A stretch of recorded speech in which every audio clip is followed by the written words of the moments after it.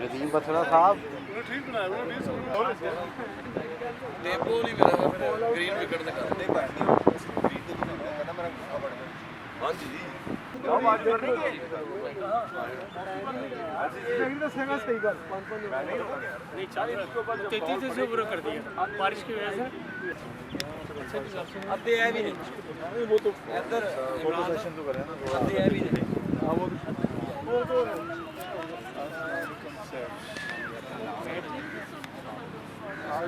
ਹਾਂਜੀ ओएस अच्छे तरीके से ले रहे अगर कोई अगर तकलीफ हो रही है फिर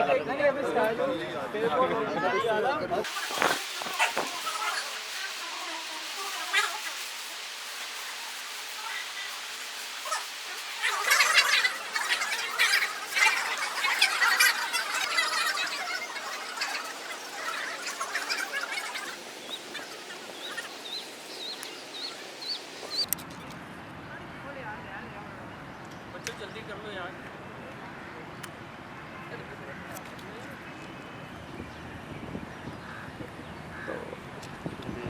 फैन करते हुए जलसे थे शॉट ग्रीन ठीक आ रहे हैं सूरज के अगेंस्ट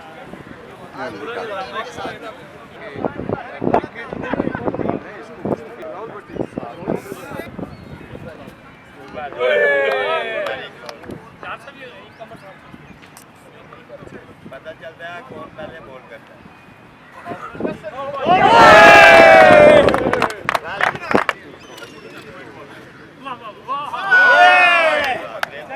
यार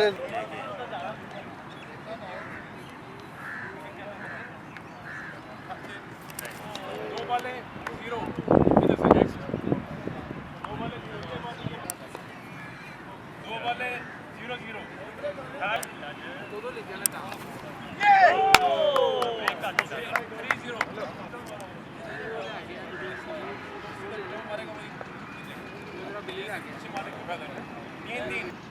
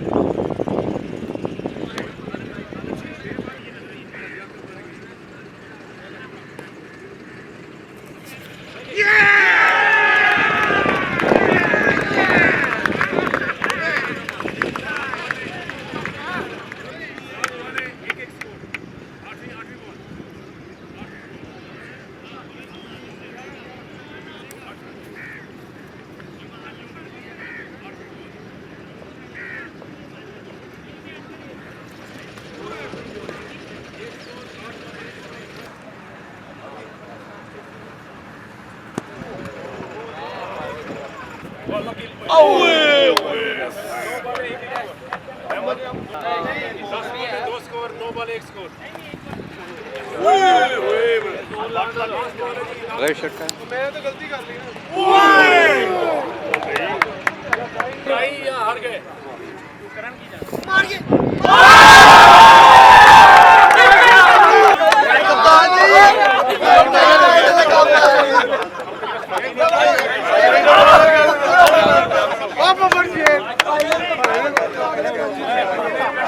नेट आई हुई है पाए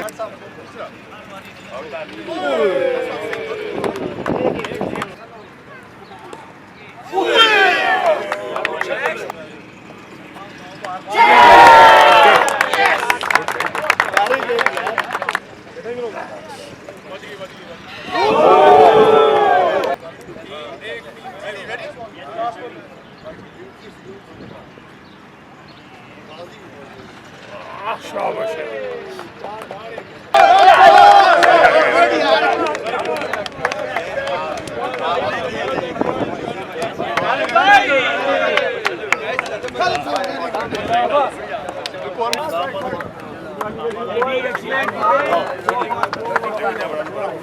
जीत गए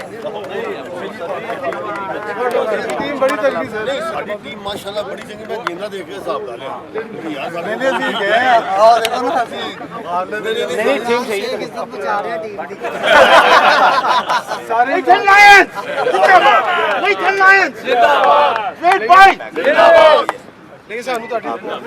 ਅਸੀਂ ਟੀਮ ਬਣਾਉਣੀ ਸੀ टीम देखो ना साडे नहीं इकबाल हाफिज ने शिकन की थी आज बच्चा सब दूसरा टीम यार गवर्नमेंट को नैन लेंथ से होनी चाहिए निशा नहीं यार जर्नलिज्म का और अशरफ शाही साहब उस प्रेसिडेंट की कमेटी पोजीशन है वो यहाँ पर मौजूद हैं। आप सबका खैर मकसद ये लाहौर जो है आप सब जानते हैं कि जर्नलिज्म के पॉइंट ऑफ व्यू से इलेक्ट्रॉनिक और प्रिंट मीडिया के पॉइंट ऑफ व्यू से साउथ एशिया का one of the oldest centre है, एक हब है। यहीं पर इनकलाब, यहीं पर मिलाप, यहाँ पर ही जिम्मेदार और सिविल एंड मिलिट्री गैजेट निकलते थे जिन्होंने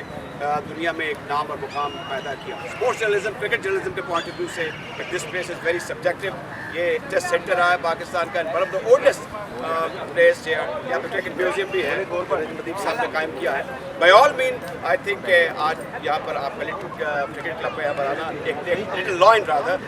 यहाँ पर आना, आप सब पाकिस्तानी आज़ाद हैं, आप जानते हैं लाहौर का कल्चर कैसा है, लाहौर की पॉपुलैरिटी कैसी है, लाहौर की क्रिकेट कैसी है, इसकी तारीख कैसी है। तो by all mean Lahore has been power house of cricket और ये नॉर्दर्न क्रिकेट एसोसिएशन का भी सदर मुकाबला है। तो ये जो लाहौर प्रेस क्लब है इसका आपको यहाँ पर बुलाना ज़ाहिर है कि जो ट्रेडिशन की हॉस्पिटैलिटी है और इनका जो खुला दिल है उसकी निशानदेही करता है। मेरे ख्याल में फ्यू वर्ड सारी साहब बात करें इस हवाले से। आज ये लंदन से हमारे हमेशा साल ही क्रिकेट किया है, क्रिकेट की तरक्की के लिए भी यहाँ पर सबसे पहले मैं हमारे लेजेंड क्रिकेटर राज साहब का, हमारे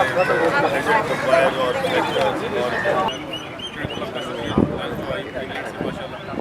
मैच तो नहीं हो सका अनफॉर्चुनेटली, लेकिन एक इनका गोल आउट हुआ और जो कि आपने जीता मेडल। और इसमें मैं ये समझता हूँ कि सहावत का बड़ा ही रोल होता है किसी भी मुल्क के लिए या स्पोर्ट्स के लिए, और पॉजिटिव सहावत बहुत ज़्यादा ज़रूरी है। और इन बड़ी खुशी के आप उसे साफ कर रहे होंगे और मेरा ख्याल है इस वक्त क्रिकेट टीम को भी पॉजिटिव चीज़ें चाहिए, तो कोशिश करें कि पॉजिटिव लिखें, पॉजिटिव बोलें ताकि हमारी टीम हमारा वापस आए। फाउंडेशन का जिक्र कीजिए सारी साहब, और मैं शुक्रिया अदा करता हूँ कि आपने हमें सपोर्ट करने की दावत दी। और इसमें ये है कि हमारा मेन मकसद है कि थैलेसीमिया को पाकिस्तान से फ्री करना, क्योंकि थैलेसीमिया एक ऐसा मर्ज है जो मुल्क में हमारे फैल रहा है और ये उनकी पता जिनके ये बच्चे हैं और जिनके बच्चे वालिदैन के सामने लागू कर रहे हैं। हमारा ये मकसद आने का इसमें यह है कि हम बिल पास करवा रहे हैं और अब काफ़ी हद तक हम कामयाब भी हो गए कि ये बिल पास और शादी से पहले क्या जरूरी है, वरना अभी शादी नहीं हो सकती। पाकिस्तान और गवर्नमेंट पंजाब से रिक्वेस्ट करता हूँ कि इस बिल को पास करें ताकि इस मर्ज को पाकिस्तान से बहुत शुक्रिया। बहुत शुक्रिया। क्योंकि क्रिकेट एक दोनों तरफ से बहुत फेमस गेम है, इसलिए अब मैं चाहता हूँ कि जो पाकिस्तान और इंग्लैंड के जो लोग हैं, जैसे हमारे ब्रिटिश बोर्न बच्चे हैं, उनको यहाँ पे थोड़ा सा मुश्किल होता है, क्रिकेट की वजह से वो पाकिस्तान आ जाते हैं। मेन मकसद यही है कि अब पाकिस्तान के पास इधर लेके आना, पाकिस्तान की हेल्प करना और ये कि हमारी जो जनरेशन है वो पाकिस्तान के साथ टच रहे। क्या बात बिग अचीवमेंट